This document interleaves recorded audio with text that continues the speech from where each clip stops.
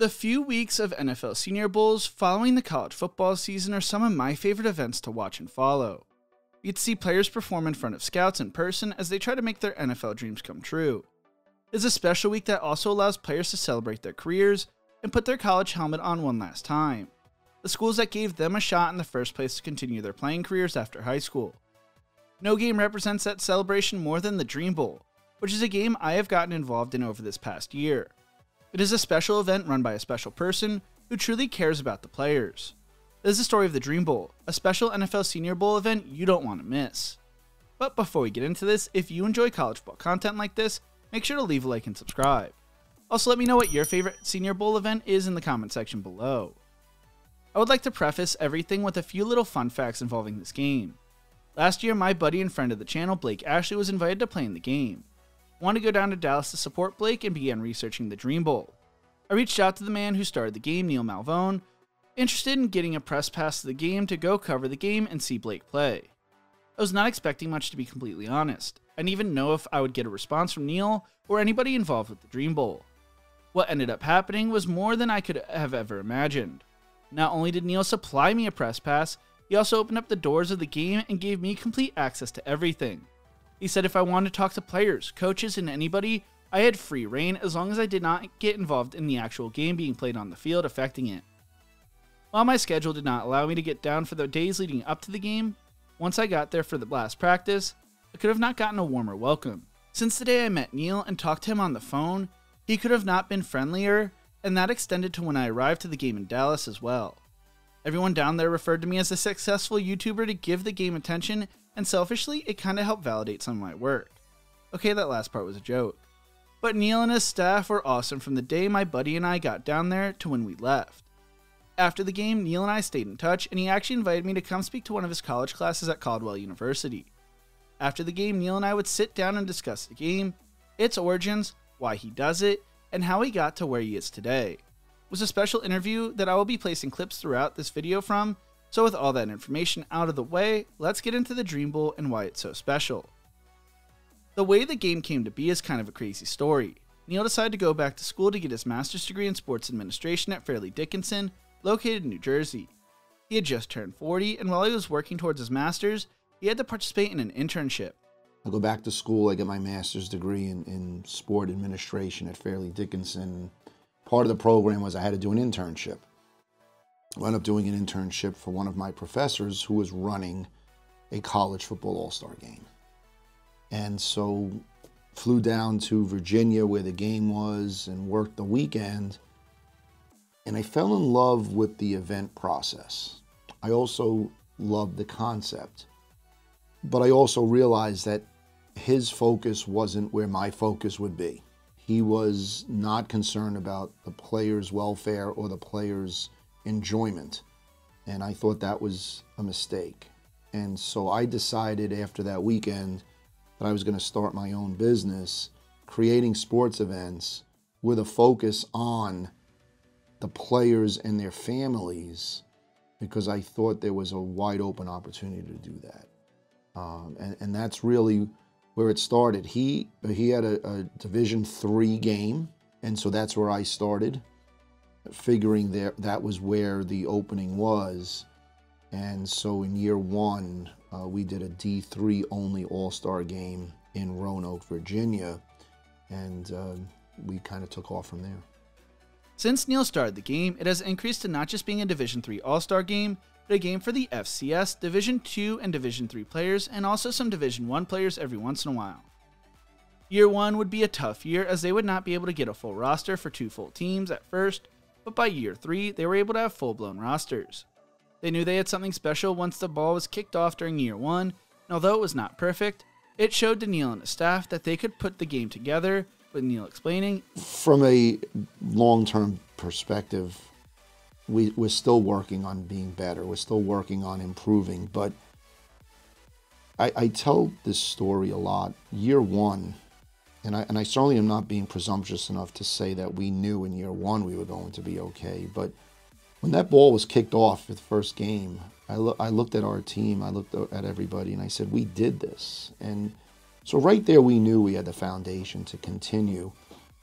Year two, we had unexpectedly, we had Raleigh McKenzie of the Raiders showed up, and scout, and his brother was the GM, and there he was without telling us they were coming. He just showed up, and so that was the first step where we actually were able to get to an NFL team. Year three, the CFL team started showing up, and but I think it was year four when we started to get players onto camps more regularly. We actually had a player in year one invited to the Seahawks camp from a D3 school, phenomenal player. But it was year four where we started to see players getting draft interest, which was again our notification that we had arrived, and Chuck had filled the game with 105, 106 players, and you combine that with the scouts saying these are players we need to see thanks to his abilities, it really turned the corner for us to the point where the next year we did 2 games. We did the Dream Bowl and we did the HBCU Spirit of America Bowl. So in year 5, we did 2 games with 200 players, again, because of what we had created. Neil and his staff would actually start a second Senior Bowl event for the HBCU schools called the Spirit of America Bowl. Though the second game would not last due to the struggles of putting together a full roster, what Neil explaining. A couple of reasons. One, it was hard to find enough senior HBCU players. There's just not enough on the HBCU rosters to fill 2 teams. And the second reason is, and happily so, Deion Sanders became a household name in the HBCU space. He took his brand, he took his notoriety to Jacksonville State, and I think the next year they did an all-star game. So with NFL backing and all of his, like I said, all of his branding. And so we just thought there wasn't any point in competing with them, not out of fear of competition, but why create that conundrum for the players? What game should I go to? And so we stepped back and allowed him and his group to do it. And we've been very happy to see the growth of the Legacy Bowl. But, before them, we were the only game in town that was dedicated to HBCU schools and players. And so without taking any credit, because I would never do this, I'm just glad that somebody's, picked up the ball, so to speak, and run with it.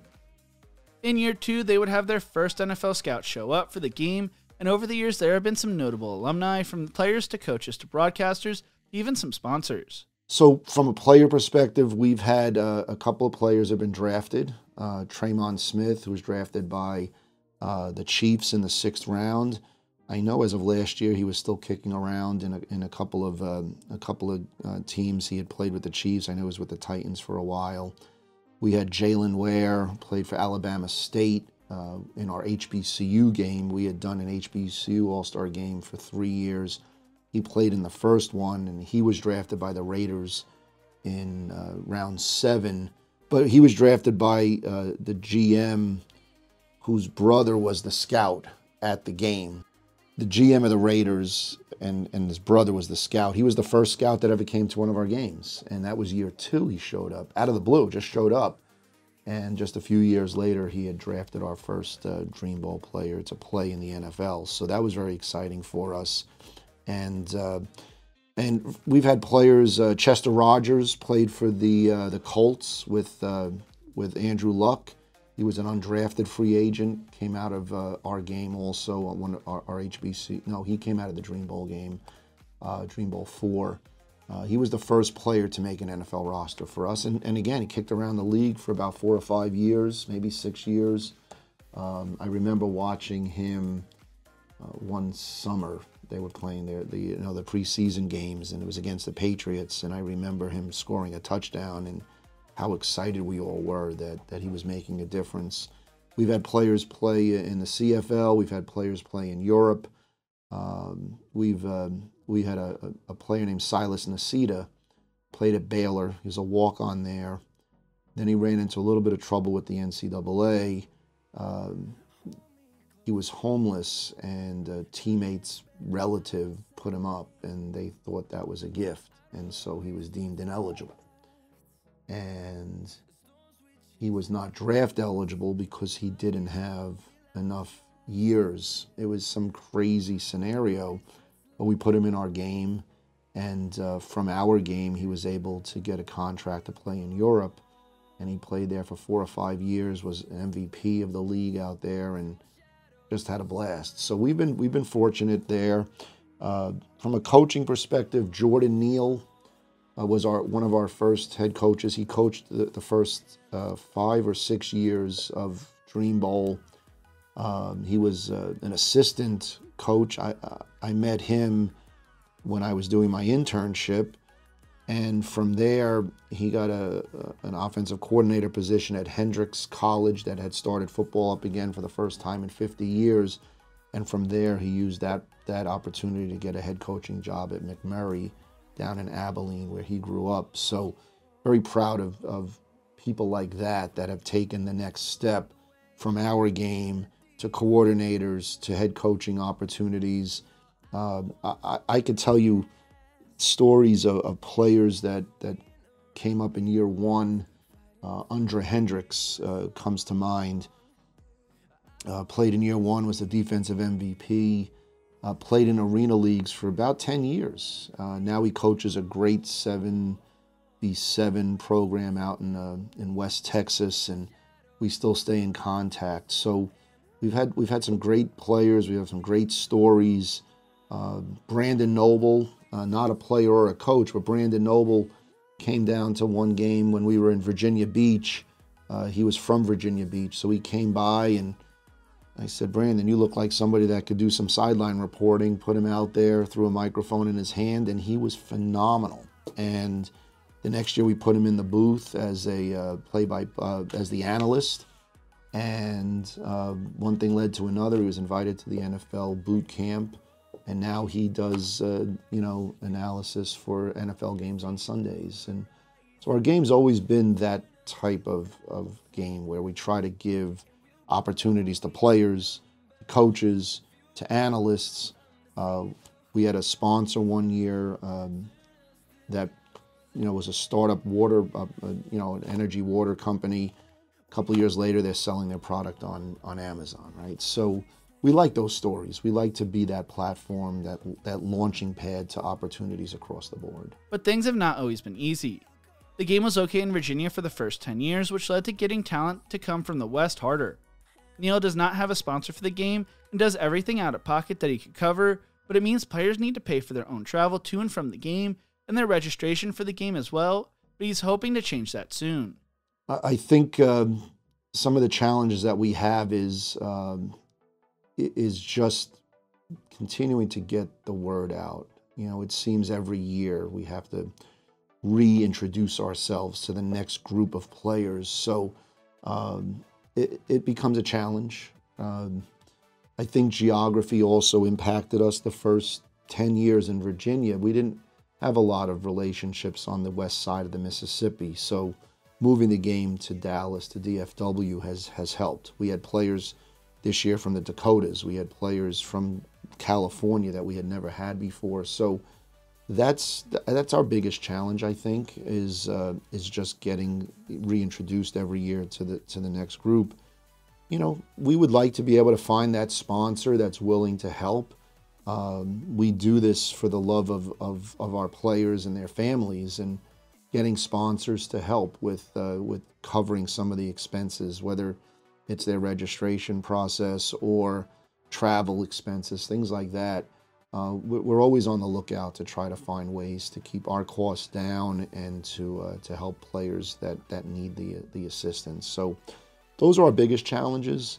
But again, we have a good group of people that have really bought into the mission. And again, I'm extraordinarily grateful to the coaches, to the hospitality at the hotel, to the bus company that was able to find some savings for us, and all of that matters. And so that's our biggest challenge is keeping the cost down to give more players the opportunity.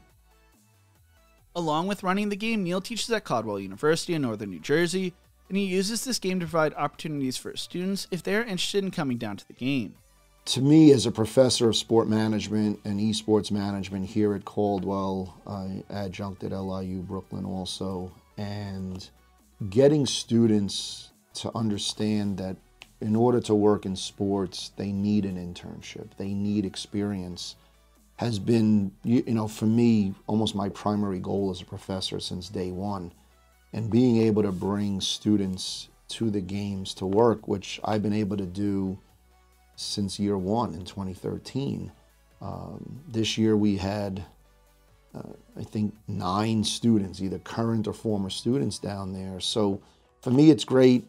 Obviously, all hands on deck running an event. But giving them that real world experience, I'm extraordinarily proud to say that every intern that I have had work as a full-time job. Not all in sports, but still full-time jobs nonetheless. And that means something to me. So part of my style of teaching is this experiential way of teaching where I want them to learn by actually doing. I believe that Stephen Covey said, to learn and not to do is really not to learn. And so I want them to do.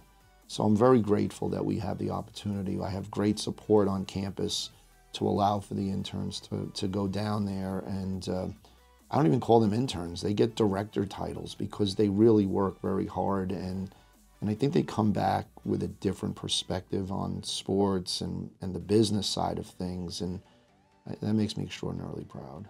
It is something special that his students get to experience, and is something I wish I could have had the opportunity to participate in back in the day when I was in college at Wisconsin. The Dream Bowl received a big boost of support heading into last year's game. There are a lot of college football all-star Senior Bowl games played throughout the country, and some are more professionally run than others. To help the players, the NFL decided to start a certification process. Neil explained to me. So the league this year created certain criteria that the games had to meet in order to be NFL certified. And what that means is that NFL certification allows for the scouts to attend. If the NFL feels that the game is not to the NFL's standards, they will not send scouts. And quite frankly, if scouts aren't attending, the players will be more reticent to attend. And so they sent us 4 or 5 months ago a list of the requirements. And for us, we've always done our game with the approval of the NFL. We've never hosted a game yet where the NFL said this game isn't up to our standards. They just kind of codified it this year, so we didn't have to change anything. We just had to tweak some language that they preferred. But when I spoke to the league office, they made it very clear that our game was not a game of concern to them. So I guess after 12 years, we've built enough of a relationship and reputation that they know that our primary focus are the players and our secondary focus are the families. And that allowed us to be certified this year. And I don't expect there to be any issues going forward because we've never changed how we've done things. So since day one. The Dream Bowl is a special game that is all about making dreams come true, whether that be celebrating a player's career or helping the players, coaches, and staff involved with the game accomplish their dreams when it comes to making it to the NFL or starting a career in collegiate or professional sports. It was a game I sort of accidentally came across, but is something I will be more involved in as the years go on. Over this past year, Neil and I have been in constant communication on how to get the game's branding and messaging out more. To be frank with y'all, I'll be more involved with the game this year and for years to come. Neil is providing me an opportunity to help them build up their social media presence from this year's game on. I'm hoping to do a few pieces for their social media channels, sitting down with their athletes to tell their stories, whether that was to walk on at a Division III school that put together an amazing collegiate career that has led them to this game, or an FCS or FBS player fighting for an NFL roster spot down the road. I started this channel to humanize the game of football, to remind fans and sports bettors that the people playing on the college football field were human beings who are 18 to 24 years old and just trying to accomplish their dreams, whether that be earning a college degree or playing professionally, which almost matches up perfectly with the Dream Bowl's MO. It's a special game that I implore all of y'all to tune into on January 19th on Flow Sports. Not for me, not for Neil, but for the players, families, and all those involved in bringing the game together to celebrate everyone involved. I ended my interview with Neil asking him what he wanted people to know and why they should care about the game, and he closed out saying this. I think it's a great story. And I don't say that because I created this story, because I didn't create it. These players have created this story. Whether it's a guy from Last Chance U, or it's a player from a very small D3 in the middle of nowhere. Those are really great stories. Sports is built on great stories. Sports are built on that underdog type player that makes it. There have been D3 players that have played in the NFL. Some have been extraordinarily good. London Fletcher comes to mind, right? There's been really good D3 players, but there's more out there. And so my message to everybody is, first of all, these are phenomenal athletes. And second of all, there's NFL talent, there's CFL talent, there's European talent, there's USL, XFL, whatever they're calling their brand now. UFL. So there's UFL talent, right? All this talent is there. And we bring you this talent. So that's the first part of the story. The second part of the story, I think, is missed on a lot of people. Football is America. Football is Americana. It's part of our culture. It's part of who we are from middle of August until the second week of February. We are a football country. We have parties around it. We arrange our schedules around it. We'll change our Sunday church services around it. Football is who we are as a country, as a culture. And the aspect of football that I love is the family aspect. It's amazing to me to read and meet families and talk to families about their football journeys too. The players have their stories, but I think the families have a great story too. So we're extraordinarily proud of that story, that we're bringing families together for 4 days to celebrate their journey, to celebrate Americana, tailgate parties, bundling up in the cold, traveling from halfway across the country to watch their child, nephew, whatever, play football in college, in a college helmet, in a college uniform, one more time. I love that story. And again, I mentioned players, but I could tell you family stories. I could tell you about Dream Bowl 1, where the first parent I met was a guy from Wisconsin who actually drove his motorcycle to Virginia. It was the perfect first parent for me to meet. I've met parents that grew up 2 blocks from where I grew up in Plain Edge, New York. I've met families, that sent their player on a 26-hour bus ride to Virginia from Oklahoma, and they were behind them, the next day. I've had the stories of people driving from Kansas and, families that have, the player has a child and the parents are coming to watch the child while they're watching their child, right? So the stories have been amazing there. So those are the things I would like people to know, is the players are getting their opportunity, but I think the parents get their last opportunity too.